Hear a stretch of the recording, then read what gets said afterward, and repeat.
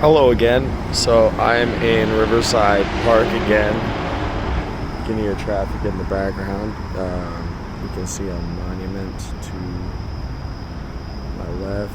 You can see what is either an undercover cop or a worker going home. Or looks like an undercover cop. He's just kind of chilling there. It's also I was over there near the monument before, but a young couple came by and I didn't want to. That's a nice monument to go if you have someone to go with, so I wanted to leave alone. So this is going to be another side story, and we're getting to the end of our side stories, and we're going to go through the college story and maybe the Debbie story too next time, depending on how much time we have. So this is going to be Gaiden 3, the Giovanni story. I'm not going to be too specific. So I had a friend named Giovanni. Giovanni was Mexican. Went to high school with me. He was in my grade. He was a very good friend, to be honest. He was, once again, young men, we rib each other, let's say. He would rib me a lot. He would actually rib me a lot. He would rib me about my sister. He would say my sister's very attractive in not so flattering way many times. Try to get people in on it. I know my sister's very attractive, I'm aware of that. I would want to kill him. I would want to crush his skull. Obviously, I've never done this. He's okay. He's safe. He's physically safe. In fact, this is a story about him becoming physically safe. So, my friend Giovanni, I don't assume things about anyone, especially at that age, to be honest. But at midway through my high school experience, became aware this guy was an illegal immigrant. In fact, when I became aware of this, I asked him his experience, because he said he was conscious for it, essentially. I don't know if this is true, but he said that he lived it and he could tell me about it.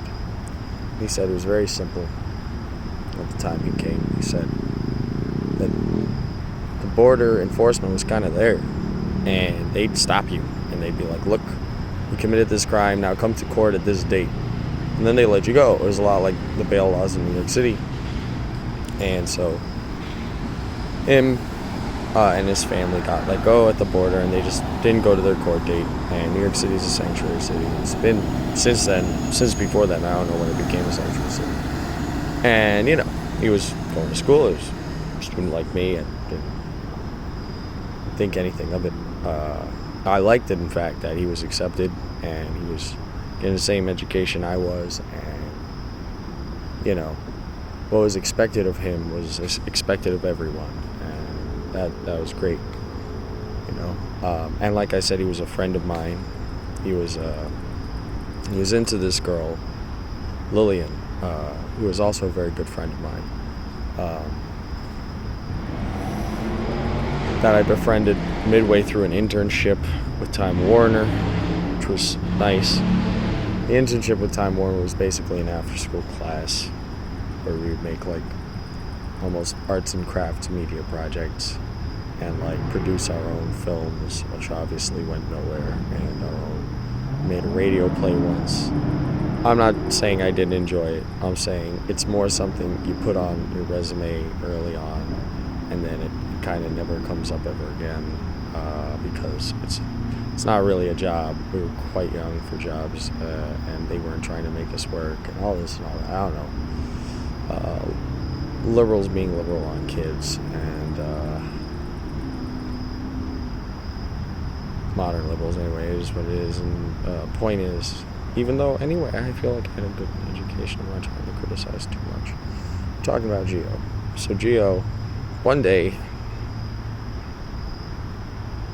I'm not trying to be too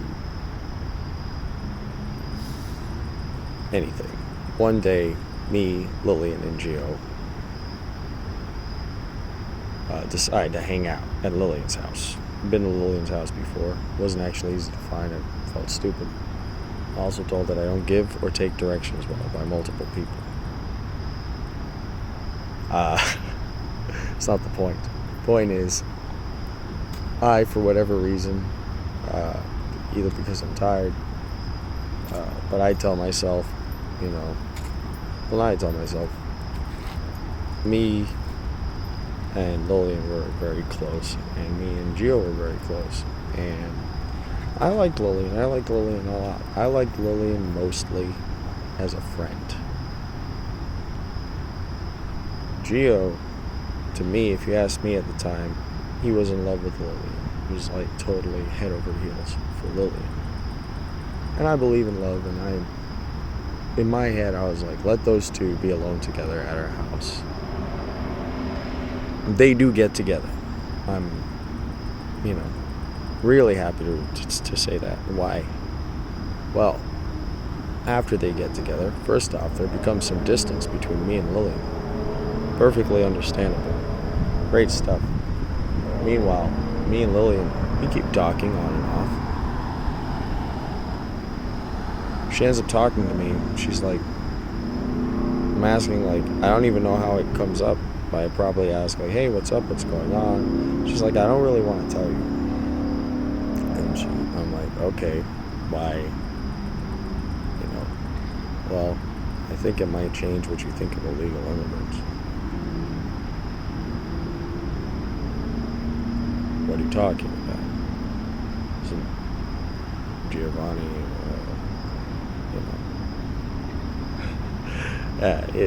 what? When has this come up before? And when is this what's wrong? What do you, Lillian? I get it, but I don't get it. We got distance, but I'm still the same person. What's going on? So she tells me this story, which ends up making the FBI look really good, and actually, at the time especially,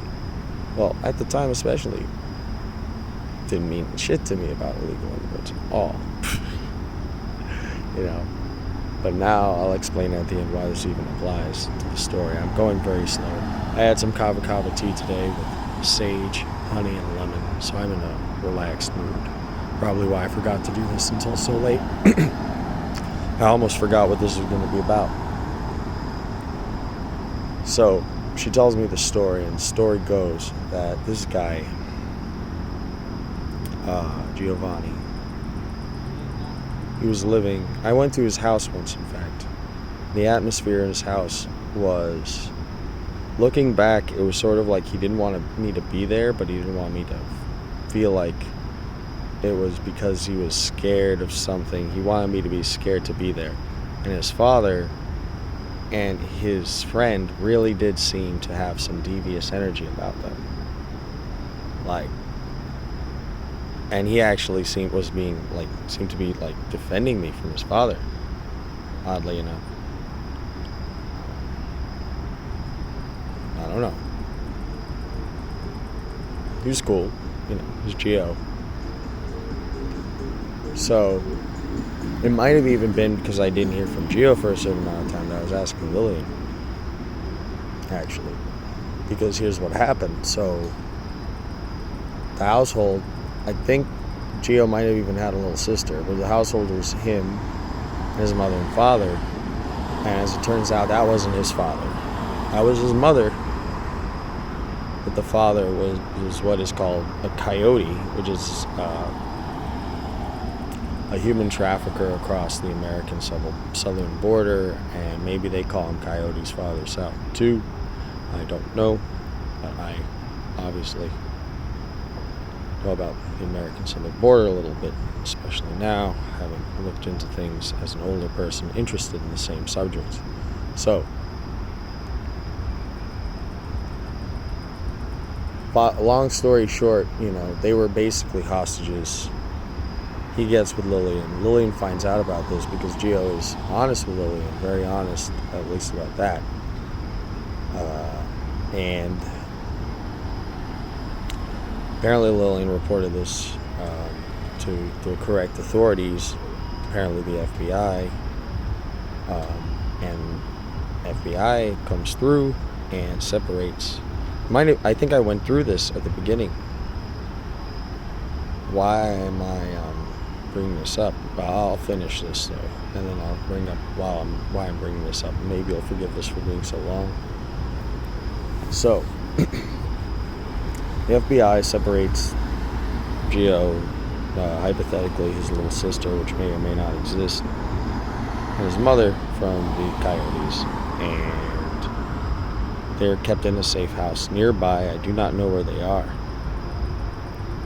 I am told, like, Gio actually comes out at some point to hang out while he's at the safe house, and I am told that it is somewhere nearby in my area. He comes out and he's got this attitude, like, I am the coolest, I am hip-hop, and your family is white. And it's like, yeah, you know. But I'm glad he's okay. And he goes off, back into the universe. Point is, that's part of why I trusted the FBI during this, because they were able to differentiate between good and bad illegal immigrant, for instance, and they gave, if anything, Gio and his mother a new lot in life, which is amazing, and I hope they're okay to this day. And and they got rid of those guys. Here's the thing, why does this come up again? What? It's a side story. Well, this guy, Christopher Sanchez, appears to also be Mexican, and he did this apparently when he was 11 years old or something, or 12, 13, about 13 years old. He stole an identity from a high school in New York City from Detroit, and now I catch him in human trafficking and sex trafficking, and now I do know more about the southern border. There's like a 60 to 90% rate of rape at our southern border in the human trafficking sphere. It's part of why many people are so against it. It's not like, oh, I hate those people. It's like, we already have methods of accepting those people, and that is not the safest way to come here. And if you really are an economic migrant, maybe you don't want to subject yourself to that, let alone many other inhumane conditions. But exactly, so since he was so young, I have to assume something to do with his family. Also, Gio, that whole time, like I said, he used to rib me a lot. And a lot of what these people seem to do is just try to humiliate you and kind of degrade your family, your family ties, your social ties, your culture, your values. And they get to you, this is really early on, and they get to you. This is a young kid that apparently exactly was out for me. It's from, maybe he was 14 when he stole my identity. I don't fucking know, exactly, or no, he would have been mad. He would have been 13. That's what I'm fucking thinking. So someone would have been teaching him how to fucking do this shit. Someone would have been, teaching him well enough, this is a way of life. To the point where he's still doing this, where he's when he's 28 or something. It seems deeply ingrained, and I'm looking at it, I'm like, there's some correlations here that aren't just like the FBI coming through and being able to parse through who's crazy and who's not. It's like, wait, Lillian, so at some point after high school, and I think I mentioned this, someone hacks into, so the high school sum up of all this shit is that essentially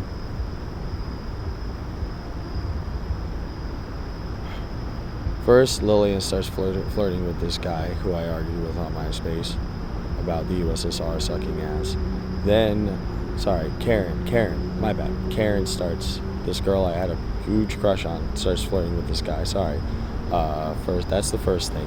Then fucking,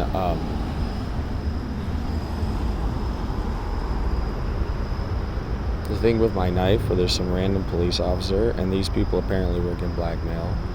Then there's like, okay, I get a job at Penthouse, I have to get a worker's permit, and because I'm 16, and fucking there's this odd crew of students that work in the computer lab and work with the computers and work with the records of the school. Okay. And I guess this is the end of this whole like side story section, because it all culminates in, oh, there is one more thing, which is kind of just a side note. So I used to be pretty good at debate, and there was this guy, this political science professor, who was looking at me funny, and he was a lefty before I ever looked at like free market anything. I thought that of anything like that. And I never knew why, but at the end, I'm pretty sure I lost like some debate competition only because of his mark.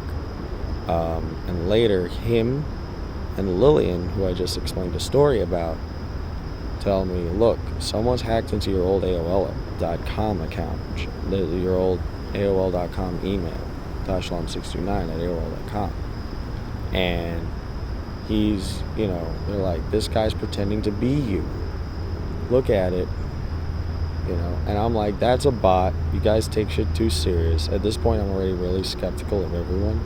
And I'm like, this is after high school. This is like, I'm in full depression mode after the 17 thing and after all this.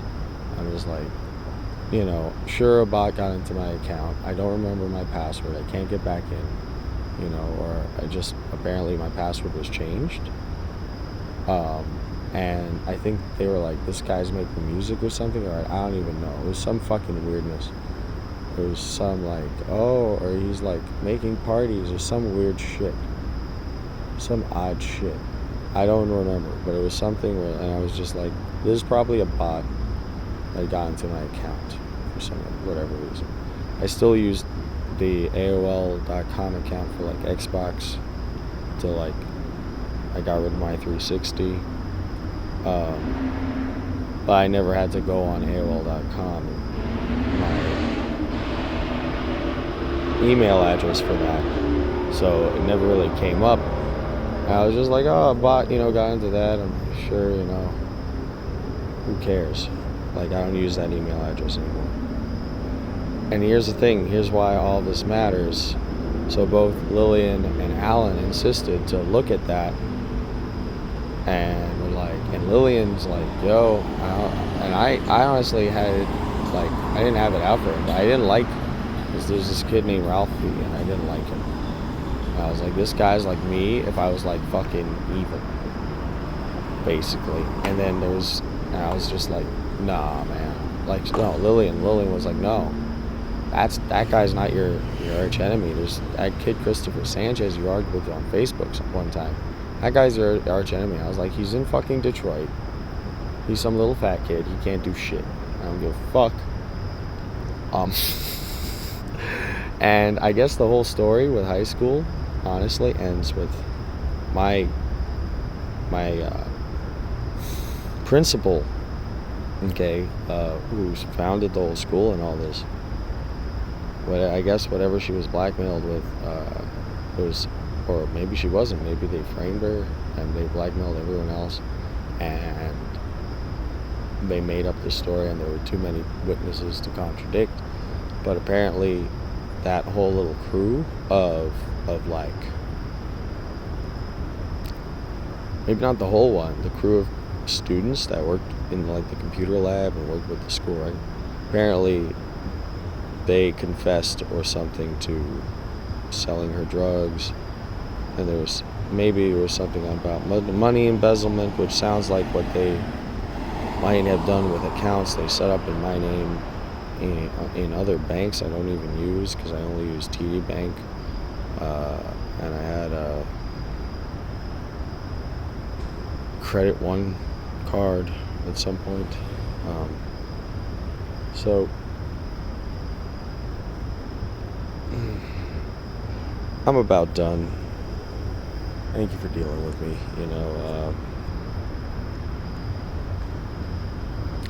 yeah, next time I'll get into stuff about college and a couple of weird things I guess happened there. And I think after that I'll do something with a Debbie in mind. 'Cause Debbie was nuts as well. Thank you guys. It's about to be midnight anyway. Have a happy Saturday night. Have a happy Sunday. If you're still watching this, thank you. Know that I'm okay. It's hell in there, to be honest with you. They're on meth. They're awake 24 hours a day. They're constantly harassing me and my family. My family's trying to act like it's normal. It's kind of obnoxious in this way. And I'm trying to be a good person. And it's impossible because they are constantly in the ceiling harassing us. And literally, I cannot break and enter into apartment 11 and murder the 4 pedophiles. There's a new one now. So we've reached, there is a Christopher Sanchez, a Noel Goldstein, a Kopech, an ex-officer Kopech. The Sanchez and the Kopech are ex-police officers, or they're still police officers and they're suspended, I don't know. And then there's a Christopher Gay, apparently, or the people in my building say he's Christopher Gay. And it's a older white man. It looks white to me, maybe heavy set. I can't very well break into apartment 11 and kill those 4 crazy Antifa pedophiles, especially when FBI apparently is not only between me and them, but is protecting 3, 4 perfectly good people who are maybe under threat for their lives, maybe more, maybe less, I don't know. I do know shit is fucking insane, and I don't blame people for looking at me weird. And hell, not even up to the part. Like I'm like, this is 18 years ago, and I'm learning more with fucking time. So thanks for your time. Sorry this is taking so long. We're done with high school definitively, as far as I can tell. Have a good time. Thank you for watching. Like and subscribe. Stupid.